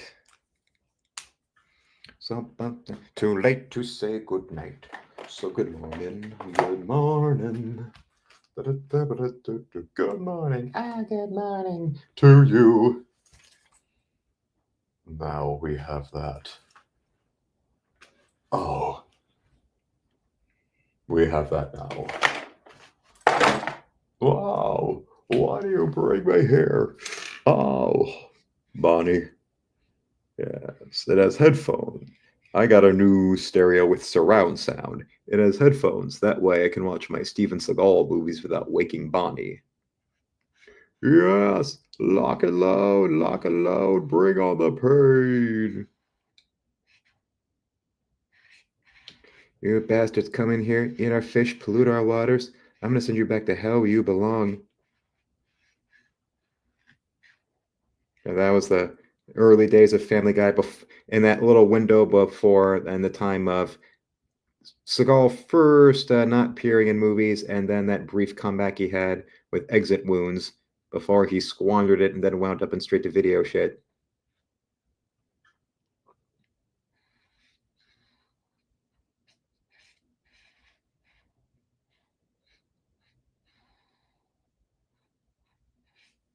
Oh, and now we're evening out this.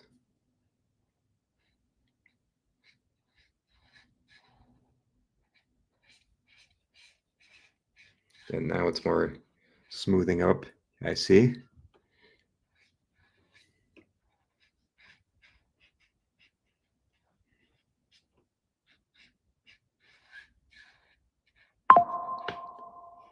This little notification now.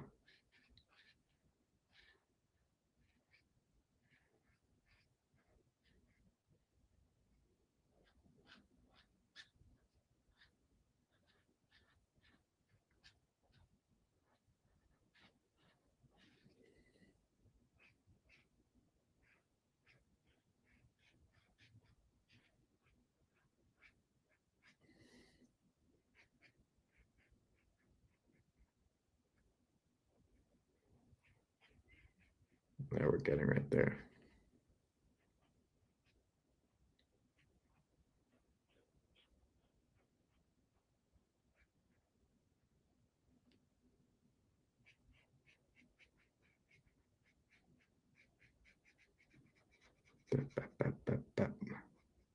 Just a little over here and here.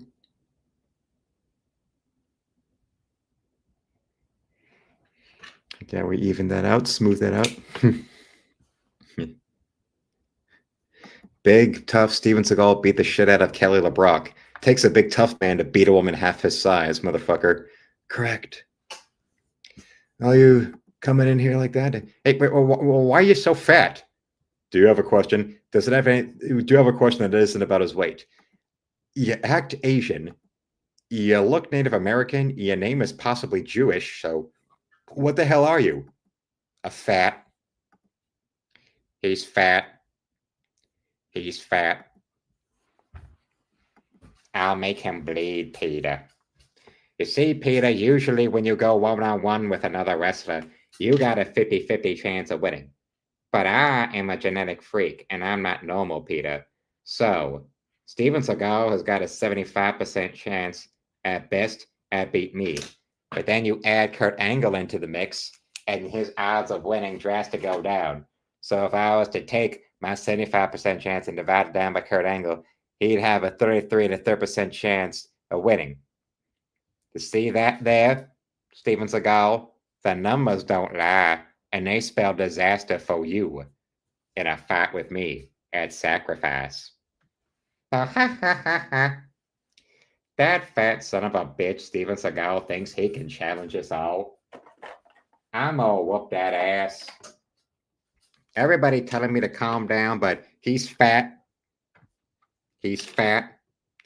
I'll make him bleed. Steven Seagal, yo, dead. Oh.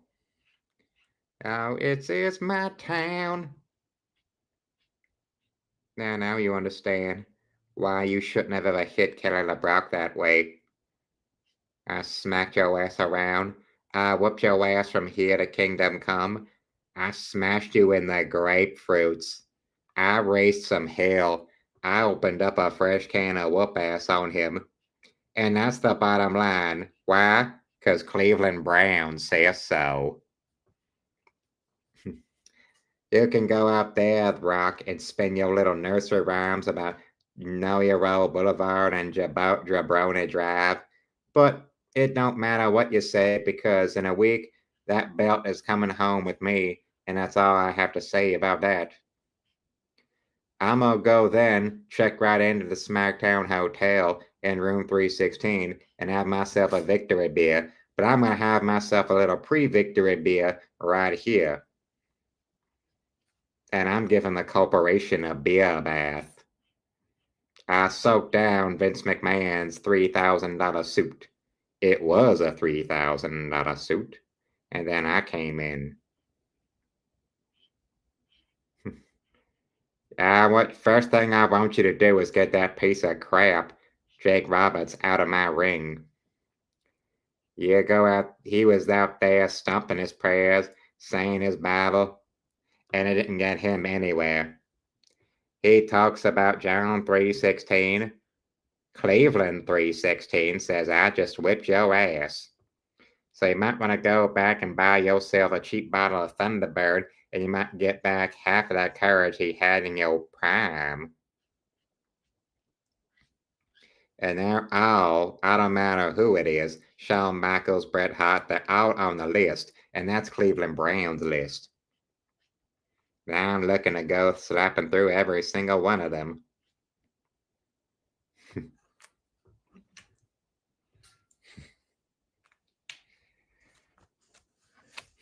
Yeah, Steven Seagal did run from Van Damme like a little bitch. Yeah, Weatherman brings up, yes, Steven Seagal, was a piece of shit. He was mad because she wanted to go back and work as an actress, and he wanted her to stay at home and take care of his kids. Then they divorced, and there's a story that Rob Schneider said when he appeared on Howard Stern talking about he heard this where he heard this from King Ivory Wayans when him and Wayans were on the set of the movie The Glimmer Man together, and Seagal told him about how, oh yes, Buddha had, the Dalai Lama had made him a deity, and he was saying, yes, the Dalai Lama in his wisdom, and now I can feel everything in my life has expanded and properly is open spiritually for me. And then Seagal's assistant went up to him and said, yeah, Steven, your ex-wife called. She's not bringing the kid to the set. You tell that fucking cunt. If she doesn't bring those goddamn kids to the set right now, I'll break her fucking neck. Yeah, that's truly a man that someone like the Dalai Lama should want to be connected to.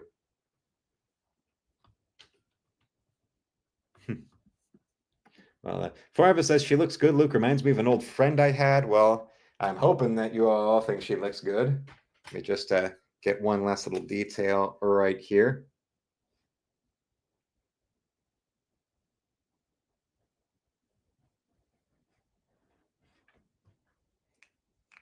Now you understand, Cleveland.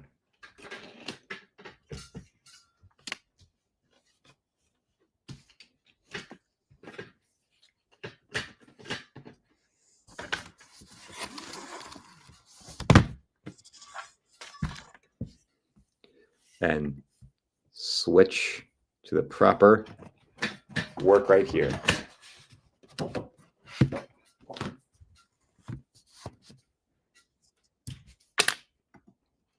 Aha. Neha.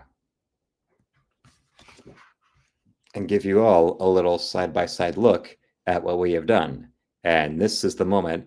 I'm glad for all the people that came around and liking to see how many people were turning up. Shows just how this was an unexpected success for the channel. But this also is the moment where I'm giving you all the last call. This is the last call for super chats, the last call for channel memberships, and the last call for donations into the store right here. Yes, this link is pinned to the top of the chat, so you can check what we've got going on in there, and you can bring in those other two modes of support, because we've already had a membership gifted, but that super and that store donation, those will truly round out the stream tonight. And then let's draw the comparison from one to the next. Ooh, if you like a little bit of fun, I would say so. And give you the signs of, well, like I said, both this model here and the cheerleader we just did are both very naughty. They know they're not supposed to be strutting around like this. They know that there's somebody's daughter out there, but then again, they do accept their punishment, but they actually like it. Because they know what they were doing is bad and that they deserve to be punished. As opposed to a good girl who gets punished, but then when you give them that spanking, they know not to do that again. Or there's a different explanation that they have right here from Mark. Naughty and nice at the same time. Well, I'm certainly hoping so. With Our Lady you see right here. And well, with what I mentioned about the store, if you follow the link to the store and donate $35, this will be yours. So you all can have a good little time. And let's show you the other ones that we have done so far. This week at least. We've got last night's series, still a fun time. Well, both would love to be punished. Forever is correct about that. Then there's our little red Sonia right here. Without a light, too late to say goodnight. So good morning, good morning. And then there's our little Chun-Li. The legend of a good girl. A good girl who never misses leg day. She's quite the strong one. And yes, you all have 18 days until the first of the month right there, where Weatherman will be buying up and buying up. Well, Nick is he came in and got a bunch of pieces over the weekend that he liked so well. Somebody out there is not waiting until it's too late. So it's nice to know that Weatherman is coming in. What the work that Weatherman is doing means that other people are now coming in and seeing, no, wait, yeah, you better go in and you better get this. And yes, she does know how to use them. She knows them very, very well. I remember Honest trailers that they have. They also do Honest game trailers, and they did one on the whole history of Street Fighter. And they called her that deliberately, saying yes, explicitly referring to her as Never Misses Leg Day. And it was James the other night who recommended looking at the Jada toys of Chun-Li. I did see those, but I didn't do them on stream. So let's go and do that.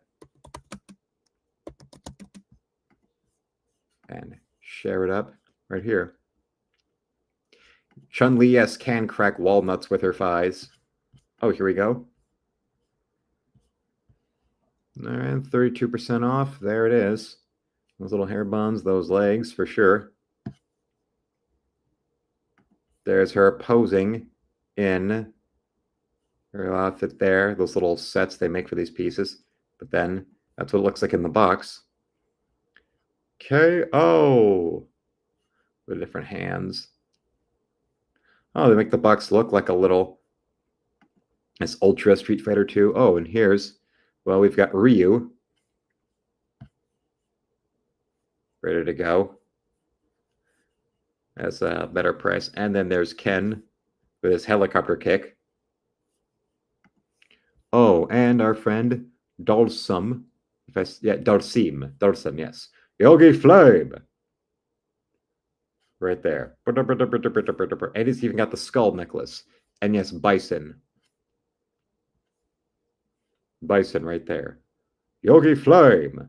Yogi Flame. But then Bison. And I hail thee to Satan, who fell from the sky like lightning.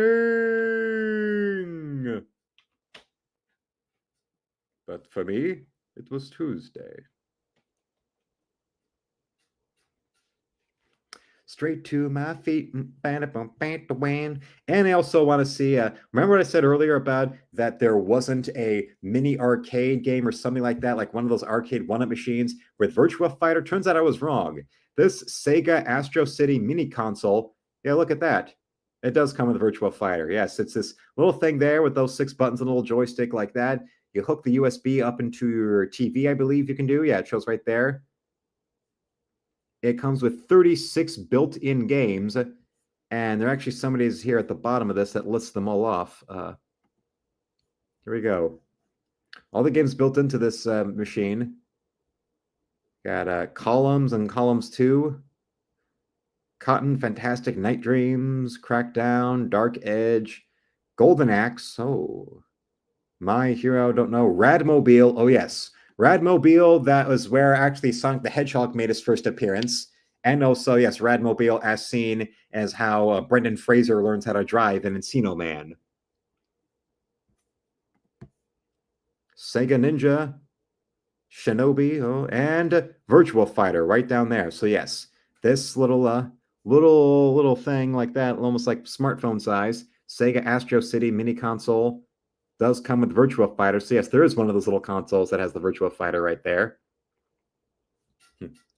And then you can, you do that, you play a game like that, and then what do? You go and you get yourself something like this.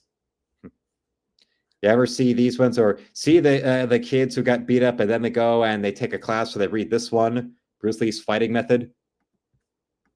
Those that were around since, like, I think the 70s. It's got 36 games built into it, so I mean, there's bound to be at least one that you of that age would be a fan of, or at least one that you would like say, Shinobi or Golden Axe or Virtua Fighter. Ferris says, I had one of these back in the day. It was a ton of fun. Well, I remember in the mid-2000s when they did that thing of when they had the controller with the game built into it, and they had one of them for the original Mortal Kombat, where you plugged your game into the TV. This was before TV signals went digital. You plugged it in, put like the video too, and you could play Mortal Kombat. Yeah, the original one, because I had never actually played that before, and that was how I played it. Because how we played it growing up was, Mortal Kombat 2, we had the Sega Genesis versions, and I remember there was Mortal Kombat Trilogy on the PS1 and in arcades, and the PS1 port for Mortal Kombat 4. Yeah, 249 is kind of high for, and you saw like with the hands and scale, that's like it's a tiny thing. It's not like one of those arcade one-up machines where that's like a tall, well, like an old-fashioned arcade device. Different. Toaster. Yes, for sure.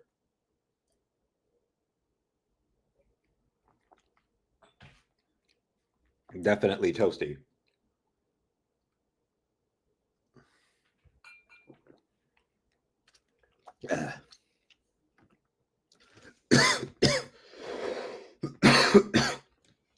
Well, since I think Radmobile is the only one I ever actually played, that's the only one I can ever have any real direct understanding of.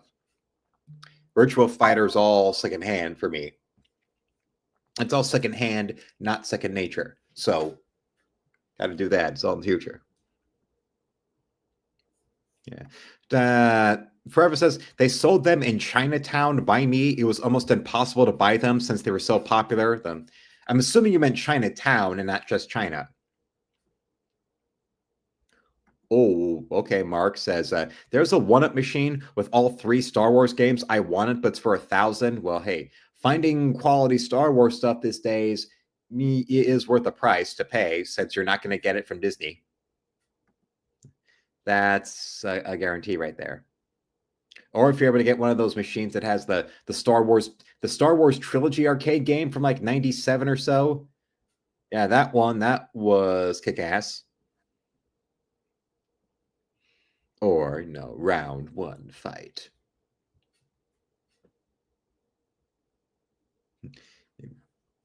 I meant not for 1,000. I don't have it. Well, I totally get it. Yeah, Mark doesn't have that kind of cash. Well, he's saving it for more artistic affair like this that we did tonight. Toasty. Well, I mean, would you? She certainly is the naughty type. So remember, you are going to have to spank her. Daddy is going to have to give her a spanking for strutting around like this and expecting it to not have an effect on men. And men don't look at her in the way that men do. So you have to go and you have to.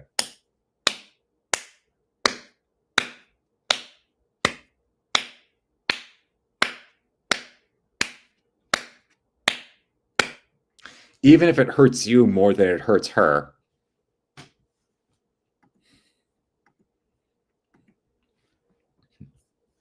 My uncle had that old Star Wars game in a sit-down cabinet. Oh, really? That's nice.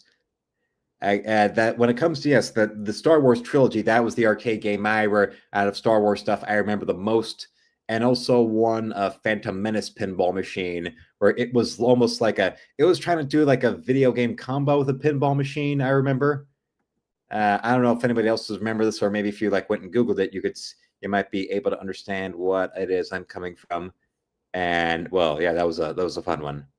That is always a good time and fun and certainly worth it. You might even find it special.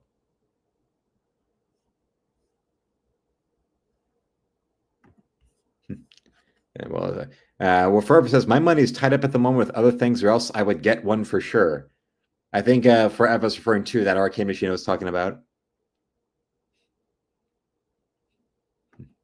I hated when the TIE fighter would show up while I'm running the trench. Yes, I hated that too. I never remember even beating that one, the Star Wars trilogy arcade one. That one, never at all, never. So, I definitely am relating. Narc says, "I'm so old. My first video game was Space Invaders." Well, yeah, that's pretty far back. That's like if you go to those like old like family-owned pizza parlors, that'll have like that next to the old Donkey Kong cabinet, or the Pac-Man one where it's like the table where you're looking down like this, just like that. I mean, I've seen those. The laundromat I go to that used to have that. I mean, well, now ever since February, I've now been getting my laundry delivered. A laundry service that delivers. Except it's not delivered to me in a shopping cart by Bane, but that would be fun. Or that guy who was Bane in Batman and Robin, you might remember him better in WCW as the Final Solution. Yeah, that was fun. That's it. Oh, well, no, it happens when a wrestling promotion out in Georgia, you think they're really going to know about those kind? They're really, their audience is going to be privy to those kind of things? Probably not.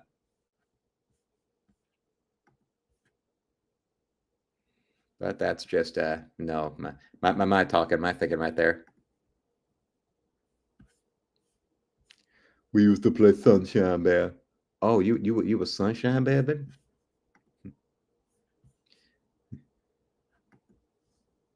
Well, Arnold has been very well off for a good long while, so I'm sure Arnold in real life would be a lot more used to a laundry service that delivers. Either that, and then eventually, having his the maid or whatever take care of the laundry in the house, and take care of the laundry after she took care of his penis, and then wound up getting pregnant. Yeah, yeah. The moment that Maria confronted him with about the maid being pregnant, he probably made the same noise when he saw that yes, it was poison ivy that killed his wife in Batman and Robin. Or now the mental image of Arnold starring in Silent Hill 2. Yes, Maria is Maria Shriver and James Sunderland is Arnold. Malia? Aren't you Malia? Oh, Arnold. Remember when we were in that hotel together after Predator premiered? And you had that camera, but I had to go and get it back for you? You always were so forgetful. Yes, anyway. Anyway, Arnold, what did you mean anyway? The maid's pregnant with your baby. You expect me to just pass by this? It doesn't take much, Arnold. If you want to make sure that the maid won't wind up having your kid, all it takes is pointing to the head and bow. I got a letter in the mail. The letter was from Malia. It can't be possible. A dead woman cannot write a letter. And here I come. And so I wait, Arnold, in our special place, in that town, Silent Hill. Come on. Tell me you would not want to see at least like a mod of Silent Hill 2 with Arnold. And yes, Maria is Maria Shriver. I would not be surprised. It actually wouldn't be a bunch of a surprise with the ending when it turns out that James was suffocating Maria. I would say Arnold. I would not put past Arnold doing something like that. Weatherman is a good point. I'm surprised Arnold could get anyone pregnant with all the steroids he took. And yes, Forever understands about Silent Hill 2 with that mod would be funny. Hell, the Silent Hill 2, the official version of the Silent Hill 2 remake made the one lady look like David Duchovny in a wig. Yeah, you saw Angela, how they modded, what the design of Angela that looks like me in a wig and a fisherman sweater. You all saw those memes. Hell, I did a video about that of how ugly they made Angela look. That somebody did the comparison meme of David Duchovny's face on her body, and actually it looks better, looks more feminine. I found the truth, Scully. The truth was always there, waiting for me. Not with UFOs. The truth was in Silent Hill.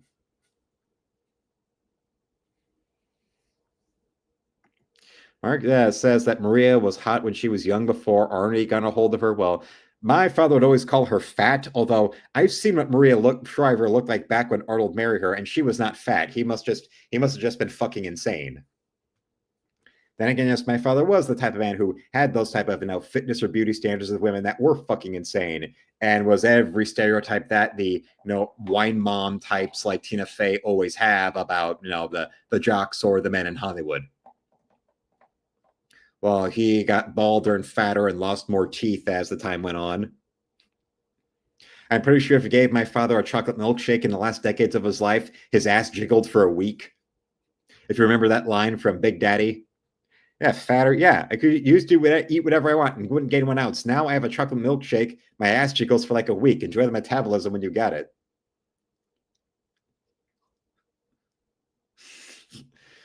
Now the horrifying mental image of Adam Sandler's ass jiggling for a week is something I would not want to. And Nick said, fat, interesting. When I saw her in person, like between '05 or '09, she looked like a skeleton. Well, my father was going by when he saw Arnold and Maria like in the '80s when they were a couple before their marriage. And even then, she was there as a public figure on TV, on talk shows and all of that. And because I do not see what he was saying of calling her fat back then when she was on like the Today Show or something like that before marrying Arnold.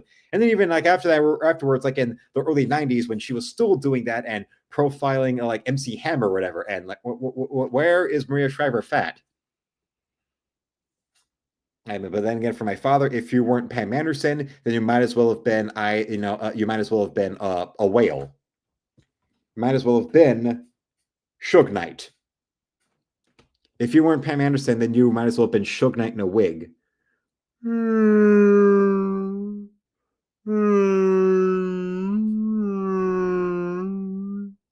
That's a whale song for Thug Laugh.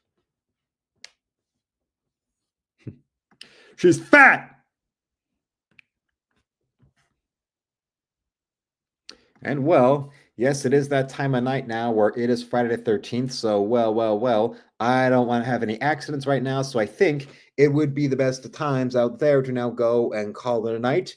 I want to thank you all for watching. Subscribe so the channel will hit 10,000 subs. Become a member today and shop at my art store with the second link below where you can buy my art or you can commission me or you can support me directly with a donation. Besides that, I will be having shorts tomorrow at 5 p.m. Eastern, 5:30 and 6. I'll have a new video at 6:30, and I will be live again at 10. So until then, felines, slam it, lick it, suck it, and see you, Space Cowboy.